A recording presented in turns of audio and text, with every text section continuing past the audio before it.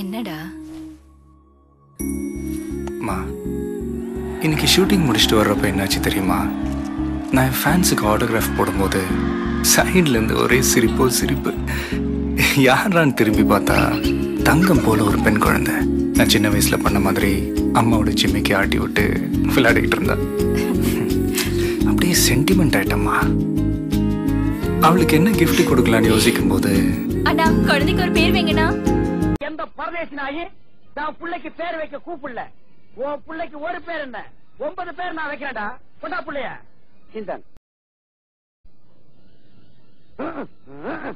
உள்ள நல்லா வெயிட்டா தான் என் இதயத்தை தொட்ட அந்த செல்லத்துக்கு நான் என்ன பேர் வைப்பேம்மா?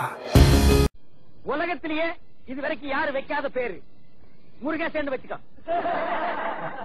ஏண்டா சிரிக்கிறீங்க? இது பொம்பளை பிள்ளைங்க. ஆனா பரதேசி நாயே, புள்ளைய குடுக்கறதுக்கு முன்னாலே ஆனா பொண்ணான்னு சொல்லிட்டு கொடுத்துருக்கணும். இல்ல ஜட்டியாவது அவுத்துட்டு கொடுத்துருக்கணும். சரி, முருகேசின்னு வச்சுக்க. எங்க அம்மாவோட பேரு. அண்ணனுக்கு என்ன அறிவு? அண்ணன் இப்ப முருகேசிக்கு 200 ரூபாய் மொய் செய்வாங்க.